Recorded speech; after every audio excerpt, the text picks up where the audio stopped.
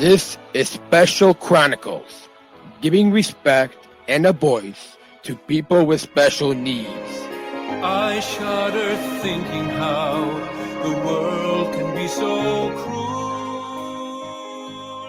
Lend my voice to those who can't. It's time we try, it's time we care, it's time we stand. It starts with a voice. Welcome to the Special Chronicles podcast. My name is Daniel Spikowski. I'm the founder and host of Special Chronicles, our website, specialchronicles.com. To follow Special Chronicles on socials and wherever you get your podcasts, subscribe to our newsletter, and find the show notes for this episode on specialchronicles.com. This week on the Special Chronicles podcast, our returning guest is author Melissa Hout to talk about World Down Syndrome Day on March 21st, and a forthcoming book, Down Syndrome Out Loud, 20 plus stories about disability and determination. And and for those of you listening to just the if you listening or watching this live, it is March 21st, Friday. But if you're listening to this on demand after the fact, then this episode is going live on March 21st because it is World Down Syndrome Day. So if we put your virtual hands together as we welcome Melissa back on Special Chronicles. Welcome back, Melissa. Thank you, Daniel. I'm thrilled to be here, and I love that studio audience. Oh, thank you. Yes.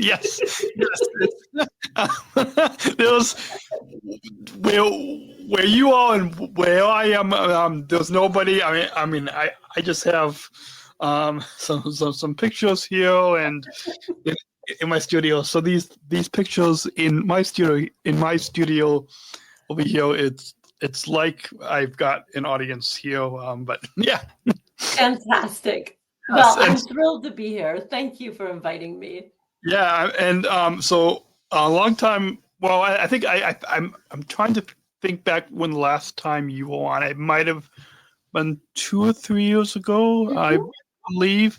And so I was excited when you reached out about your new book that you have, and we'll in the show notes for this episode, wherever you all are listening or watching this episode, if you're watching on our YouTube channel, if you're listening on Apple, Spotify, on specialchronicles.com, I'll put links to where our listeners can pre-order this new book. But I'm sure we have a lot of new listeners. Yeah. So why don't you introduce yourself? I guess we introduce yourself to any of our new listeners and your connection to our disability community.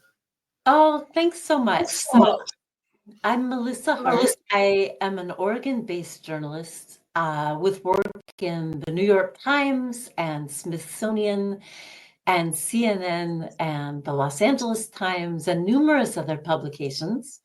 I grew up with a brother who has Down syndrome, and I've written about people with this genetic condition for the Washington Post and Muse magazine, and a wonderful dog magazine called The Wildest. Shout out to Allison Fogarty of Doggy Delights. I'm also the author of several books, both fiction and nonfiction, and my newest book comes out on June 3rd, and it's called Down Syndrome Out Loud, 20 plus stories about disability and determination. Awesome. Yeah, it was exciting to talk to you a couple years ago about that fiction novel that you wrote. But now with this new book, that it's real. It's real stories that you are telling, and so for your upcoming book, Down Syndrome Out Loud, where you highlight, as you said, 20 stories about this disability and determination. What inspired you to compile these stories, and why was now 2025 the right time for this book to come out? Right. So when my brother and I were kids in the 1980s, we searched in vain for books that represented his experience as a person with Down syndrome. And Daniel, we found nothing. There was nothing out there. So about 3 years ago, I think it was during the pandemic, I wrote for the Washington Post reporting on Chris Nikich, who's the first Ironman triathlete with Down syndrome. And in that same article, I profiled Abigail, the advocate Adams, and Nate Simon of 21 Pineapples. And I was so impressed with the three of them and how they seem to have about 6 times my energy and determination that I started poking around and researching other people with Down syndrome and what they were doing in the world. And what I found really inspired me to get up off my butt and find them and contact them. So, and, with the goal of writing this book. So, really, it's always been the right time for this Yeah. book. I mean, it was the right time hundreds of years ago, frankly. Yes. But right now, there are so many issues on the table which directly affect people with Down syndrome. Everything from the cuts to the education department to threats to Medicaid. This book, with its 25 profiles of people with Down syndrome living their best lives, will help to create compassion and understanding. And I'm hoping it helps to protect the basic civil rights of people with intellectual and developmental disabilities. I'm so glad this book is finally getting published and that I get to be the one to write it. What a privilege. Awesome. Yeah, it's exciting to hear that, and I'm sure which we'll get to in a little bit, but I'm sure a lot of families with young children with Down syndrome will have a resource where they can look to this book, and then their children will be able to have role models that they can look up to, that this is what I can achieve. Is did that also kind of play into why you wanted to compile these stories? Yes. I personally need role models in my life. I can't be the only one, right? Yeah. I just feel like representation of all people is so important in books. And I've got to tell you that there are still so few novels and so few nonfiction books about and by people with Down syndrome, people like my brother. And that's just not okay. So you're talking about, the people who have children with Down syndrome and what we've created. This book is not just my book. This is a product of a team. The illustrator Maria Pereira, who's from Mexico, Daniel, she knocked it out of the park. I don't know if you can see these gorgeous illustrations. There's John Tucker from Born This Way. I mean, who's this? This is Ronnie Brown, the fry guy from Texas. She has just made this incredible product with me and with the 25 people who were generous enough to share their real life stories about their challenges and successes. And they are role models of every type. It's just incredible. Awesome. Can you share a little bit about the process that you went through to collect these personal stories? What was it like for you to interview and connect with so many individuals with Down syndrome and the families? Because I'm sure that they all had incredible stories, but what was that process like to talk with these individuals as well as their families? I'm a journalist and I love research. I had so much fun. I must have spent months just reading stories and watching YouTube clips and going on to Instagram and TikTok. Nobody uses Facebook anymore. Yeah. And looking at videos and reading books and watching the Peanut Butter Falcon and just really immersing myself in the lives of as many people around the world as possible, in an effort to whittle down, hundreds and thousands of people into 25. My editor and I, and Maria, the illustrator, wanted to represent the most diverse group of people possible. So the book includes fashion designer Isabella Tejada from Guatemala and Tommy Jessup from the UK, and Madison Tevlin and Meg Osada from Canada, as well as people from many different ethnicities and backgrounds in the US. Also, some of the people I chose to profile they just talk all the time. I'm thinking of Nick Big Dog Doyle from the Improvineers stand-up comedy troupe in Ohio. And then other people that I interviewed were people of very few words, and they preferred to express themselves through arts or dance or ice skating or things like that. And so one of the Zoom interviews I did struck me as particularly remarkable. Meg Osada from Canada is one of those people who is just not fond of talking all that much. Instead, she's a painter, an ice dancer, a rhythmic gymnast. And so she was able on Zoom to take her laptop all over her house so that I could see her art. I could see portraits of her dressed up in traditional Japanese outfits. I could also see her favorite Starbucks drink. And then she shared with me clips of her ice dancing and her gymnastics. And I think she had an art gallery opening as well. So I was able to get this really nuanced profile of her thanks to the magic of, video interviewing.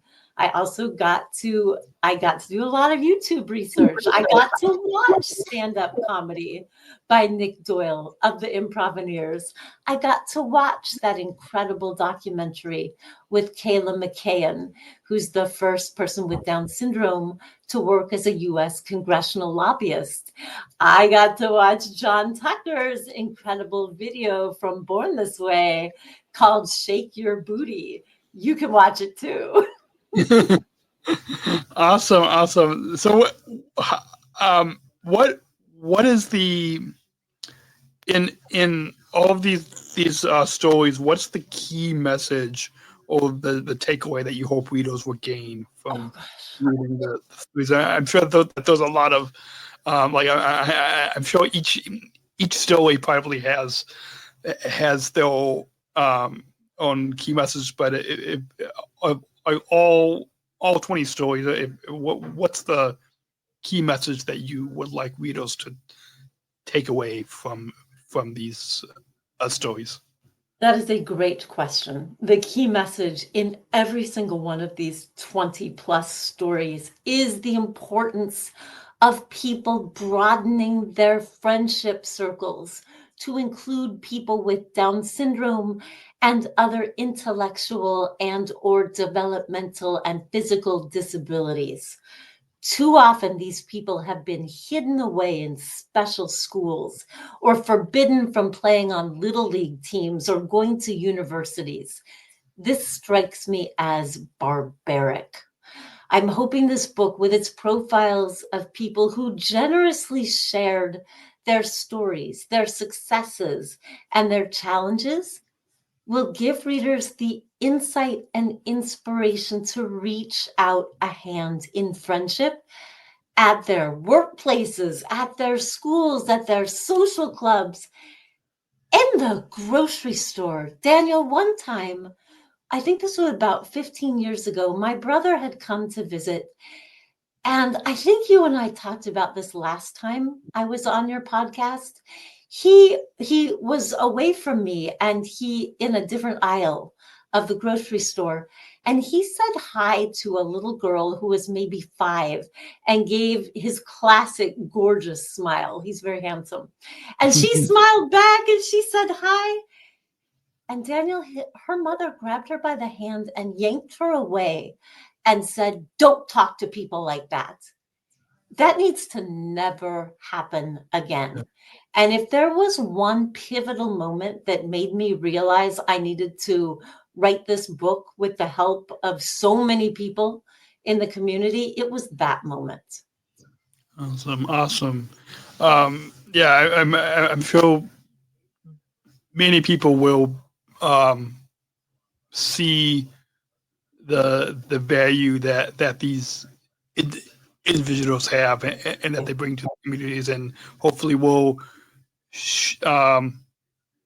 invite their co-workers, invite their neighbors and friends and family to meet each of the individuals with Down syndrome who are featured in the book. Hopefully, the readers will be able to introduce them to their community.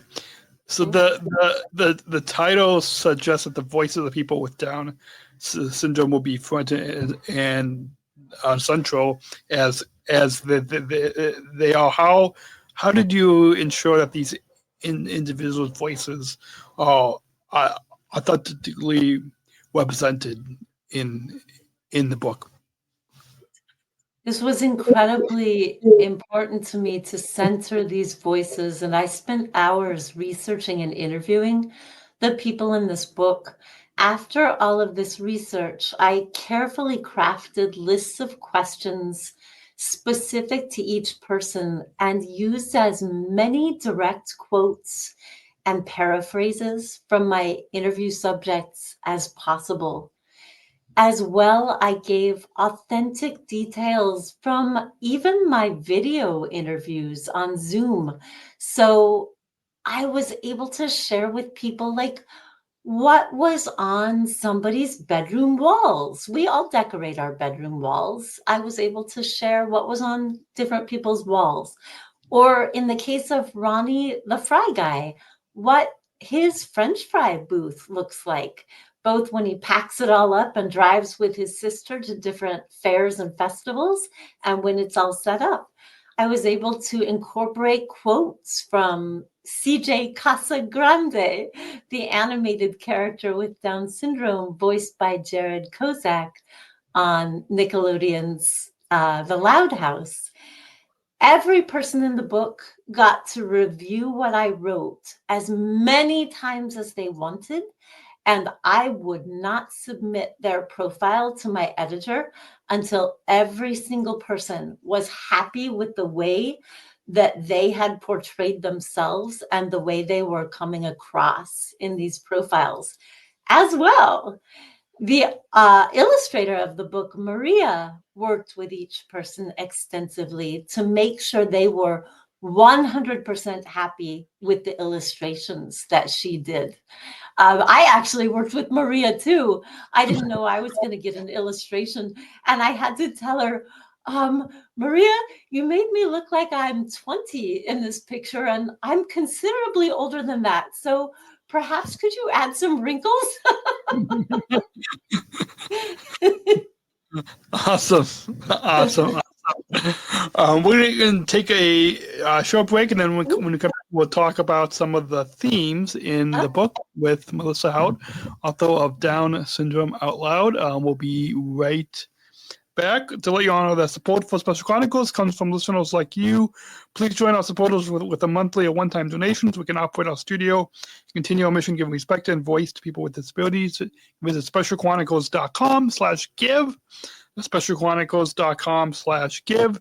And if you want to access our bonus content, like when we were trying to get rid of an echo before we started recording, if you want to catch some of that behind the scenes, you can join now at specialchronicles.com/plus to access that premium bonus content. I believe $10 a month or any donation. I forgot what the exact amounts are, but if you can join now at specialchronicles.com/plus to see how you can access that bonus content. And we're back. And as we now get into some of the themes of the book, your book emphasizes both disability and determination, which determination is what so many of us in the disability community are determined to achieve our dreams, to have a job, to go to school, to be in the community. So, how do you define determination, and why is it such an essential theme in the stories that you've featured? Well, anybody who pursues a goal like arts or athletics or activism or being an entrepreneur has got to have determination. And for me, that means working toward a particular goal with focus and passion. As a person who has a lot of determination myself, I've always been interested in meeting and writing about people who overcome challenges and pursue their dreams. As I told you before, I need role models in my life. And these people in Down syndrome out loud are role models who remind me, and I'll bet they'll remind everybody else, how to set a goal and work toward that goal despite setbacks and criticism. Honestly, these people rock. Yeah. Yeah, awesome. And I'm sure these stories will help to will help to debunk and to really get rid of a lot of misconceptions that the mainstream community have towards people with Down syndrome. So throughout the book, what do you think are the most common misconceptions about people that people have about Down syndrome, and how does this book help to really challenge or to debunk these misconceptions? Yeah, this makes me want to cry. Daniel, the most heartbreaking misconception for me as the sister of a man with Down syndrome and as a teacher for the last several decades is the misconception that people with Down syndrome cannot learn in mainstream K through 12 classrooms and colleges and universities. That is just wrong. I hate this idea that students and their families still have to fight for their rights, for the same education that's automatically conferred upon them, conferred upon their non-disabled peers. This is an absolutely ignorant attitude, and there is no reason for it in the age of easily accessible information on the internet. My gosh, Pablo Pineda in Spain earned his teaching certificate from a university years ago. And Rachel Handlin just earned her MFA, Master of Fine Arts, in photography from Pratt Institute just last year. Her master's degree. How dare we look at a person who looks a little bit different or speaks a little bit different from mainstream students and relegate them to a so-called special classroom. That is absolutely barbaric. I feel pretty strongly about this. Thank you for letting me speak about it. Yeah, absolutely. Yeah, I'm from that's an it's a difficult thing to talk about, but it's something that we should cover all aspects that the community should understand, and just like in any community, the diversity is like within any group in society or any community. Diversity is in all groups. So how does the book help to address the diversity within the Down syndrome community, not only in terms of abilities but also life experiences? Yeah, so I spoke a little bit about this before. But again, I've profiled people from around the world, including a ballet dancer, Christine Lau in China, and Isabel in Guatemala, and an actor in Britain, Tommy Jessup, and a dancer in Canada. I think Karen Gaffney, who's in her late 40s, might be the oldest person I profiled for this book.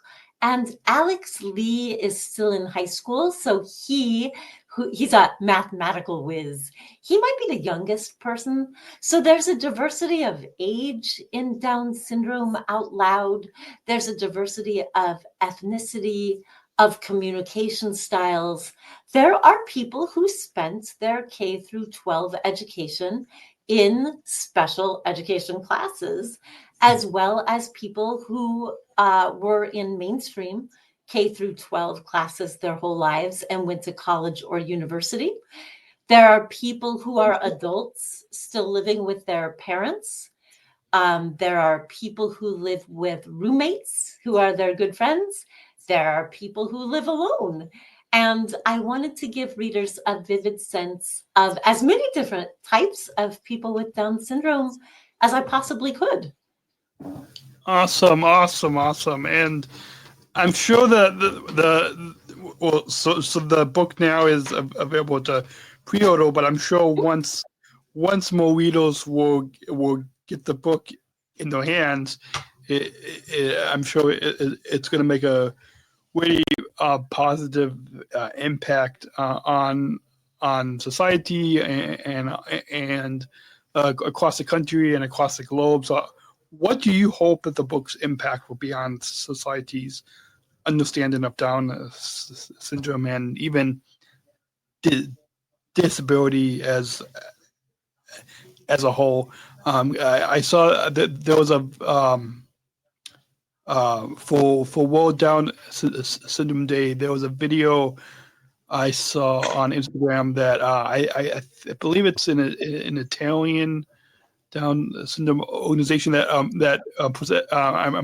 know Madison Tevlin was featured in the video last year, but the video that they have for this year featured not only a person with Down syndrome, but it featured a few different types of disabilities. So, World Down Syndrome Day is just focused on Down syndrome. This video, if I remember, I'll try to share it on our Special Chronicles pages again, because it highlighted a lot of different disabilities. So, kind of building upon that video, as well as connected with your book. How do you hope that the book's impact will be on society's understanding of Down syndrome and disability as a whole?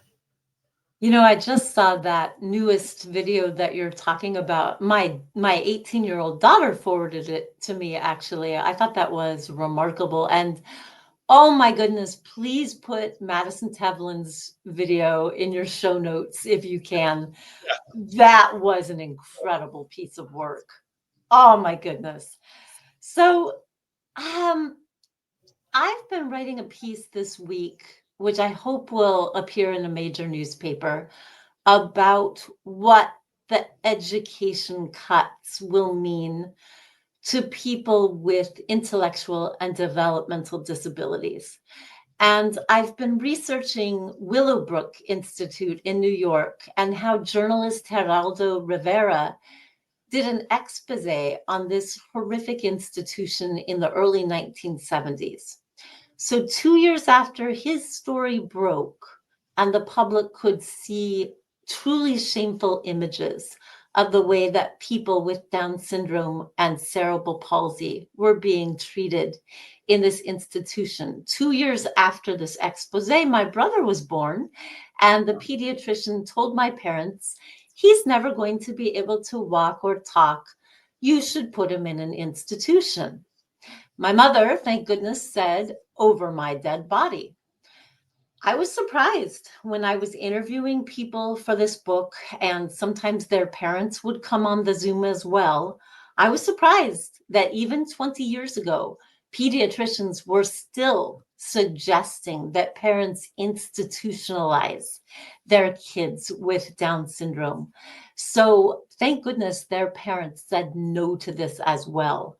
I'm hoping that the people in the book pull public perception of people with intellectual and developmental disabilities out of the dark ages forever, with real life role models of what happens when we respect all people enough to give them basic rights and individualized support and the power to follow their dreams.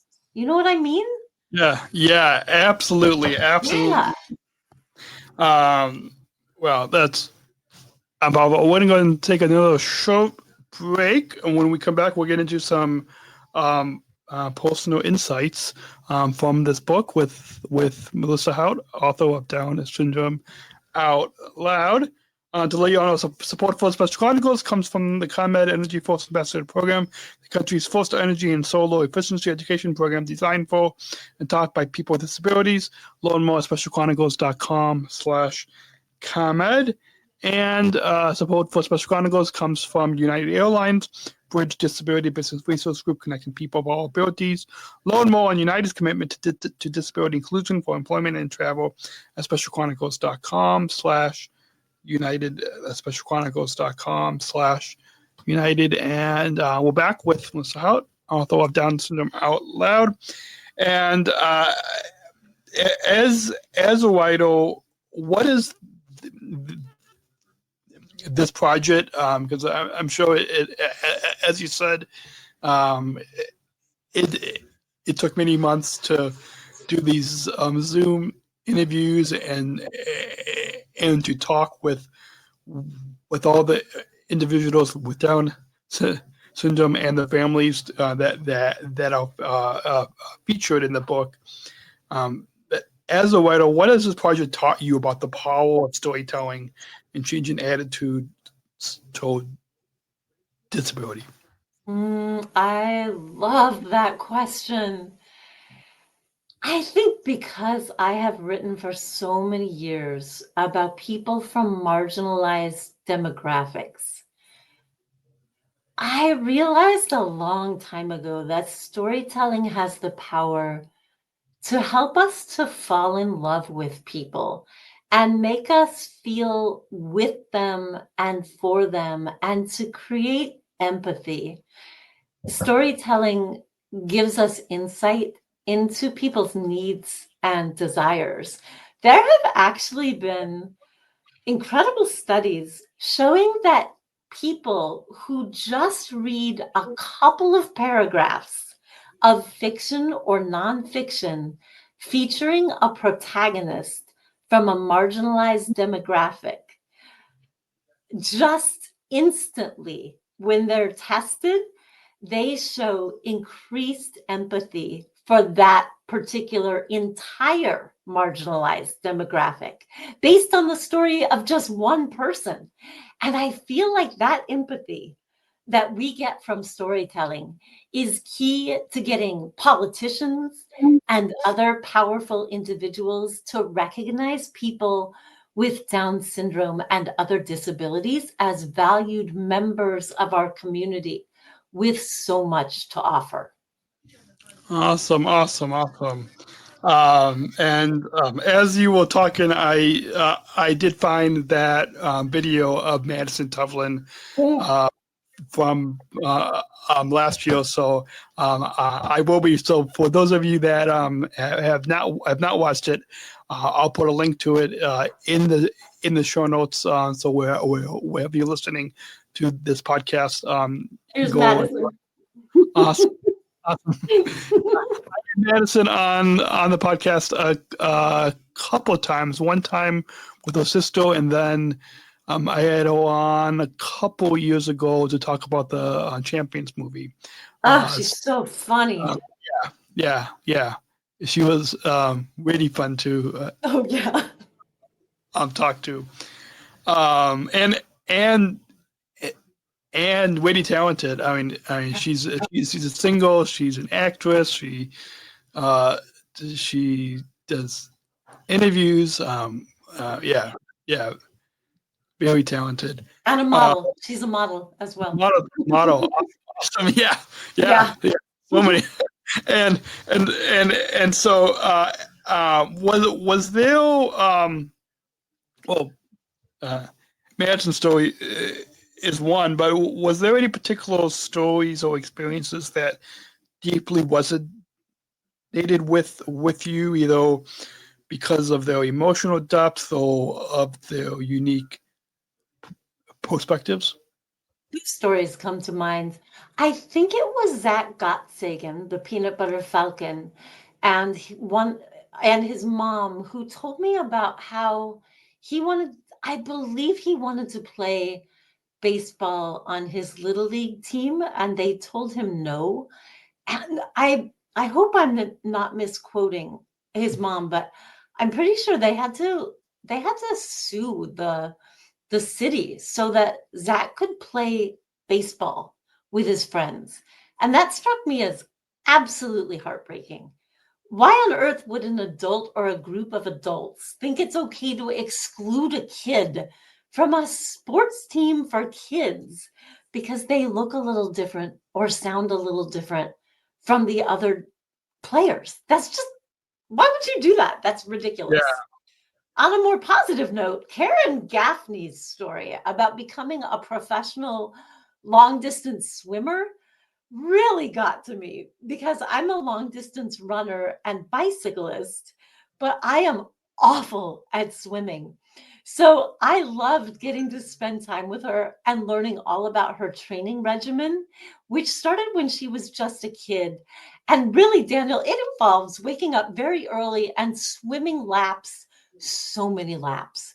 And so learning about her very disciplined approach to swimming made me much more disciplined in my approach to running and cycling, and especially strength training, so that I'm a better athlete. Oh my gosh, Karen is so inspiring. Awesome. I'm sure. So many that and so many stories are inspiring, and I'm sure that the inspiration word might sometimes be overly used within our community, even like speaking about inspiration porn and sometimes, but when you talked about how inspiring these stories are, it's more of a positive inspiration. I think that can you kind of maybe touch on that? Will if people can kind of like not use that kind of inspiration porn towards these stories, but inspired in more of a positive light? Yeah, totally. So it's the term inspiration is used quite a bit in athletics, and Mm-hmm. I've been an athlete my whole life. So Karen's approach, her approach to athletics, it just is what I want to be as an athlete, but I'm too lazy. So I could use a different word, but ultimately talking to Karen it propels me out of bed and off my butt and onto the track. But that doesn't really answer your question. I mean, everybody can be an inspiration. I think the word has kind of has kind of had a negative connotation lately. And we were really careful when selecting people for this book not to just highlight, the first person with Down syndrome to do this or the first one to be this. We also want to focus on people who are just living a great life in their community with their best friends, and they're doing work that they love. They're not bored. They're active in any way that they want. So I was really conscious of not just using superlatives when I was choosing and interviewing people. I mean, I hope that makes sense. And I would love to hear from your listeners, especially if I could stand to learn something about that word and my use of it. Awesome. Yeah, that makes a lot of sense. We touched on families raising young children a little bit earlier, so now kind of jumping back to that theme for families raising children with Down syndrome. What advice or encouragement would you offer based on the stories that you've heard, your own personal reflections, these 20 stories in Down syndrome out loud? I love that. So I belong to some Facebook groups because I'm old and old people are on Facebook, right? I belong to some Facebook groups for families with people who have Down syndrome members. And if I see one more post that says, "Oh no, my baby has Down syndrome, whatever shall I do?" I want people to read this book deeply. I don't care if you get it at the library or, digitally, or you pay full price, or you find one in a little free library. This is not about me making money. This is about reading this book and reading about the people profiled and studying them deeply and doing research on every single person profiled in this book and finding their social media, watching their movies and documentaries and TV shows, looking at their art, watching them in action on YouTube as triathletes and rappers and dog treat bakers and t-shirt designers, like this t-shirt by Grace Key of Candidly Kind. If you do this, you're basically giving yourself a college course level on how your child with Down syndrome is capable of anything. And specifically, I want to add that a lot of the people that I spoke with for this book talked about the importance of their parents getting them very early physical therapy and speech therapy, which resonated. My mom had my little brother at 3 months old in physical therapy. And so he's still an athlete at age 50. In part because of that. So I think this is a great idea. I've heard it over and over from people in the book. Get a little extra help in physical therapy and speech therapy and tutoring. There is nothing wrong with getting a little help. And in fact, I should hire Karen Gaffney to teach me how to swim. Awesome. So moving on to more of a broader conversation on disability, the disability community has been advocating for better representation and inclusion in various spaces, from media to education. I know I've definitely been doing that the past 16, 17 years right here on Special Chronicles on on this podcast as just one example. But how do you think stories like the ones in Down Syndrome Out Loud on if our listeners go to specialchronicles.com/down syndrome, you can listen to I've had a number of people with Down syndrome on this podcast, and so I've created a playlist of all these episodes. So if for those of you listening, you can go to specialchronicles.com/down syndrome. But how do you think these stories can contribute to this larger conversation about inclusion? Your stories on Special Chronicles, like the stories in Down Syndrome Out Loud, they perfectly illustrate what happens when groups, whether they're informal groups of friends or formal groups at school or in the workplace or Special Olympics, include people with intellectual and developmental disabilities. So in your podcast and all of those episodes, you're giving us role models for what people can become. And in my book, the people profiled are also providing role models.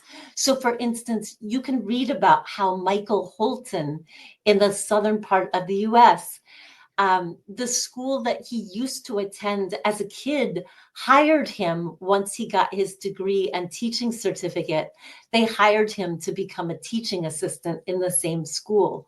Or you could read about how A.C. Hagel became a cheerleader at George Mason, and how John Cronin, the entrepreneur with Down syndrome at John's Crazy Socks, employs mostly people with disabilities.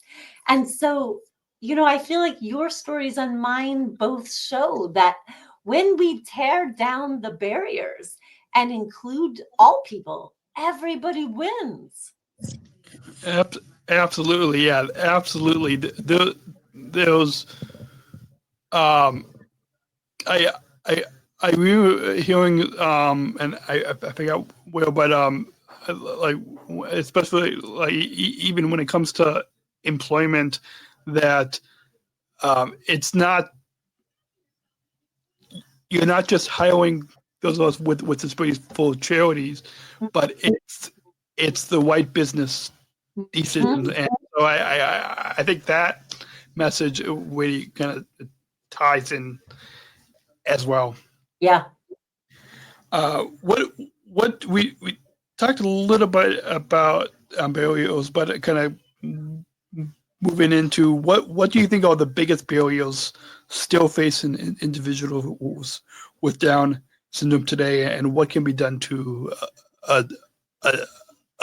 address them? Because that there's a lot, like especially within the past few months, going on with DEI, with diversity, equity, and inclusion, and even cuts. But what do you think are some of the biggest barriers, and what can we do? What can our listeners do to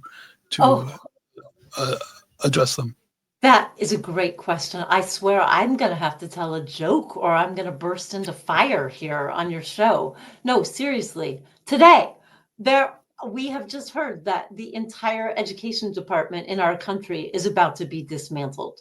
The cuts to our education department have just thrown up incredible, enormous potential barriers, reducing the number of staff members to help with discrimination complaints at schools.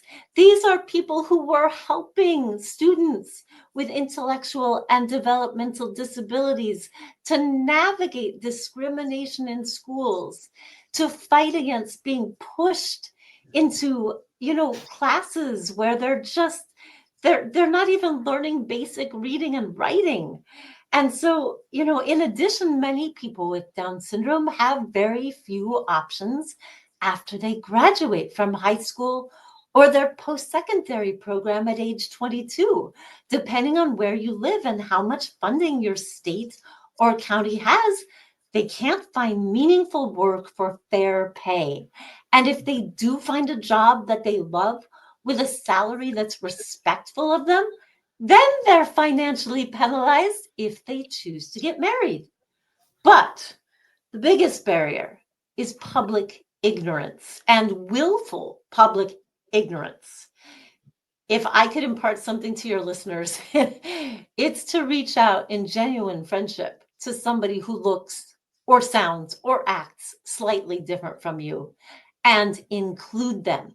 Include kids with Down syndrome and other disabilities and genetic conditions in your birthday parties, in your scouting troops, in your sororities and drama clubs, in your pub trivia nights, and buy them a beer. One more thing, because you just asked a brilliant question, Daniel. What can we do? I just found out before I got on this show with you that my all fired up political commentary about this issue, the cuts in education and how it will affect people with Down syndrome, I just found out it's going to be published in salon.com for World Down Syndrome Day. I don't get to have all the fun as a political and social op-ed or commentary writer. Anybody in the entire world can sit down and write social or political commentary about Down syndrome and the issues affecting people who have this condition, and they can send it to any newspaper in the country. You don't have to live in the city to send your commentary to, like, the New York Times or the Dallas Morning News. Heck, I've been in the Boston Globe. I think I've been in Boston once. Anybody can make their voice heard.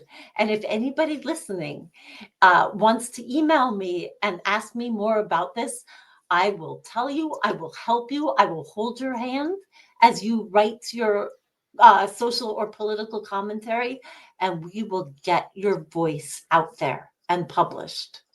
Awesome. So we'll remind the listeners at, at the end how they can get in touch with you. But as we got a few final questions here on this episode. Again, we're talking with Melissa Hout, author of Down Syndrome Out Loud, and coming back now to this new book that comes out in early June. What is one story? And I'm sure it might be hard to pick just one story, but what's one story from the book that you feel would leave a lasting impact on readers? Oh, you're right. You're asking me to choose out of 25. I think, though, I've written about Charlotte Woodward, who works at National Down Syndrome Society, a couple of times for different newspapers, and she's also in Down Syndrome Out Loud. I find her story particularly powerful because she had a wonderful experience in mainstream education. She was super popular and super happy until she got to high school. And then all of a sudden, she found out that the administrators had put her in special ed classes way far away from all of her friends that she had just had for 8 years, 10 years. And she and her parents had to raise quite a ruckus to get her placed back into mainstream education. So think about that, and then think about how she graduated. I think it's summa cum laude with a degree in sociology from George Mason several years ago. And she's also the inspiration for the Charlotte Woodward Organ Transplant Discrimination Prevention Act. She works side by side with senators and congresspeople, and tirelessly, she's been fighting this fight for years, trying to make sure that nobody with an intellectual or developmental disability is denied a life-saving organ. So her story really resonated with me. Awesome. Looking ahead, how do you see the conversation around disability evolving, and what future projects or initiatives do you hope to work on next? Yeah, you actually touched on it a few minutes ago, talking about the different TikTok videos, promotional videos that are going viral, say in the service of the National Down Syndrome Society, or I can't remember where that one was from. I think Italy, as you Yeah, said. I had written it down. I don't know where it went. yeah. But what we're talking about is videos gone viral that feature people with Down syndrome front and center. There's nobody like me in these videos. It's all Madison Tevlin and other people, friends, and people from NDSS in these videos. They are starting to facilitate these conversations and drive that bus. You know, Madison's got a talk show where she focuses on people's differences, and this is what we need, is to see people with intellectual and developmental disabilities leading these conversations and telling us firsthand, as they do in Down syndrome out loud through quotes, about their challenges and desires and needs and goals. And I have to tell you that for the next year, a lot of the people in the book and I are going to visit all sorts of conferences all over the United States where I will be the moderator, but the people on the panel that I'm moderating are people from the book. It's my job to research their lives and ask them questions, and then to sit down and let them stand up and take the microphone and empower them to tell their own stories. We are also going to be doing a bunch of projects as well, podcasts as well, and magazine and newspaper interviews, where I want them to tell their stories. This is not about me writing a book. I've written plenty of books. It's time for them to own and tell their stories, and for the entire world to listen. You asked about my new project. I just got permission to record the audio version of Down syndrome out loud. So in April, I'll be spending hours and hours in a recording studio recording the book, so that people who love audiobooks as I do can listen to the book. So I'm really excited. Awesome. And is the audiobook going to be coming out around the same time as the physical book? Yeah. So you have two ways to read it. Yeah, I mean, you can listen to it, or you can read it, or you can do both. Well, both. Yeah. Awesome. You had mentioned conferences. That reminded me that there's a conference. I had the founders on. I think when they started this conference called the DO Mom Conference. Great. And I think, I believe Madison has spoken at it before, and they've had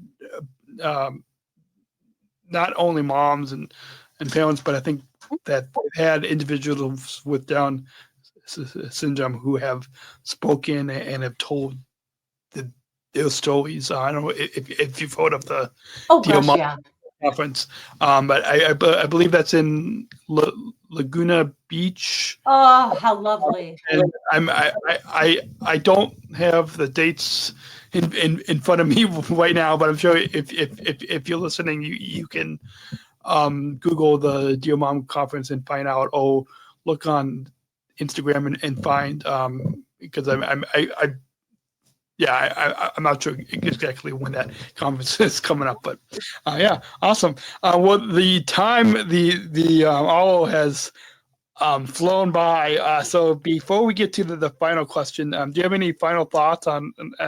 Now this is your second time on this program, but do you have any final thoughts to today on the Special Chronicles podcast? Just want to say, thank you, Daniel. I want to say that more and more writers with Down syndrome, both, short form for newspapers and magazine and book authors are getting published traditionally and also opting to self-publish. And my field of expertise is really journalism, and especially, as I talked before, the personal essay and social and political commentary. And so if any of your listeners with Down syndrome want a little bit of guidance on how to write their story and submit it to the media, I would be so happy to help. I really want your stories out there in the world. We need them desperately. Awesome. So, speaking of that, how can our listeners get in touch with you and even pre-order the book Down syndrome out loud? Oh, thank you. You can go to my website to get in touch with me, and that's melissahart.com. 1L, 2 S's, HART. And you can pre-order the book from anywhere you'd like. Your favorite independent bookstore. You could ask your library to order copies of this book. Any bookstore online or in person will be able to pre-order this book for you. If you go to the publisher's site at sourcebooks.com and type in Down syndrome out loud, they'll make it easy for you to pre-order as well. Thank you for asking. Awesome. So we've got one final question, but let's go ahead and play the bumper to introduce this final question. We're not just athletes. We are the ambassadors of an uprising. Peaceful protesters. In a rebellion against anyone who has a fear of difference. Difference. Our demands are equality. Dignity, and the recognition of our shared humanity. We will not stop or accept anything less. Today, our world is more divided than ever. And coming together has never been more urgent. The revolution is inclusion. Find out more at jointherevolution.org. So, ever since I attended the 2019 Special Olympics World Games in Abu Dhabi, back in 2019, been asking this final question, and we don't just like what I'm sure the goal with this book Down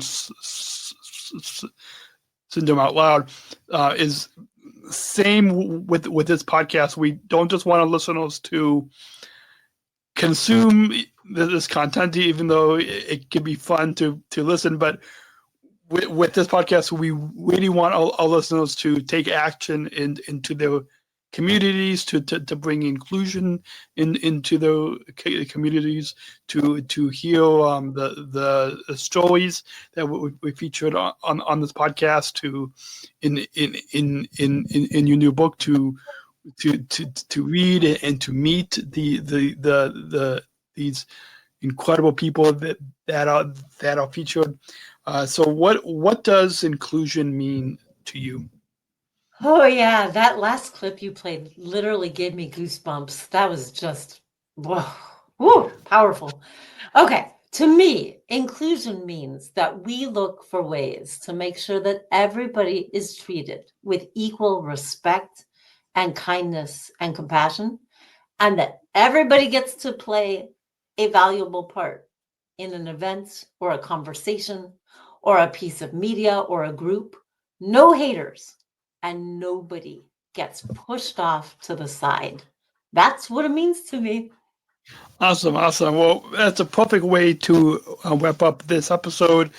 And for those of you, I'm listening, a few final reminders at the end of this episode. You can shop our merchandise store, which is managed by Outshine Labels. We have T-shirts, hoodies, coffee mugs. I'm not wearing it right now in the studio, but it's our Disabled Voices Matter collection. 60% of the profits will go back to Special Chronicles. SpecialChronicles.com/shop is where you can go.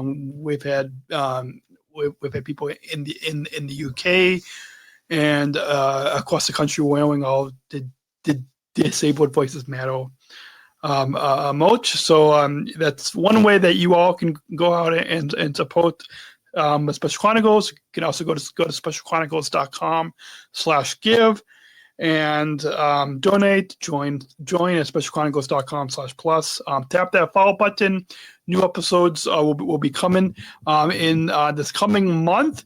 The Special Olympics World Winter Games in Italy took place at the beginning of this month, and so excited that we will be bringing you a recap series where I will be talking with staff. I'll be talking with a few athletes that competed at the World Winter Games, talking with a coach, talking with a Southern Tribal Global Messenger.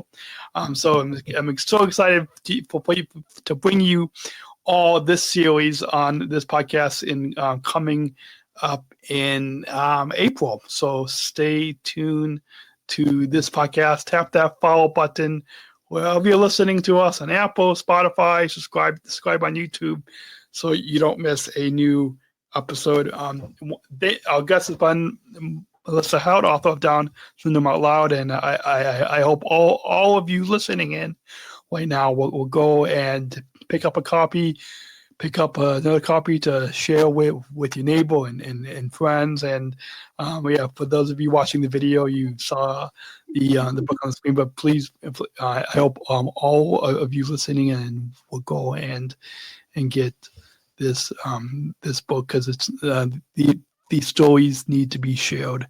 And thank you, Melissa, for writing this book, and thank you again for taking the time to come on the Special Chronicles podcast. It's my pleasure, and thank you for all your good work in the world. Thank you.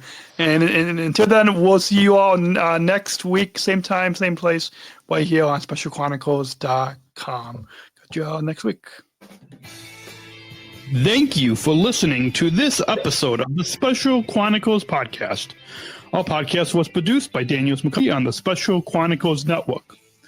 Follow Special Chronicles on Instagram, Facebook, Twitter, LinkedIn, and YouTube. Subscribe, rate, and review Special Chronicles on Apple Podcasts, Spotify, or wherever you listen to podcasts. Our website, specialchronicles.com, where you can stream our archives of over 500 episodes absolutely for free. Also, there's a list of our favorites, original series, award-winning columns, and blogs. And sign up for our newsletter to receive exclusive bonus content delivered to your inbox. Again, specialchronicles.com. Special Chronicles is hosted by Podbean Podcast Hosting. Our live streams are powered by StreamYard. Thanks, as always, to our business manager, Adam Smukowski, who always encourages us to never give up. I'm Daniel Smukowski, back next week with more stories. Special Chronicles, giving respect and a voice to people with special needs.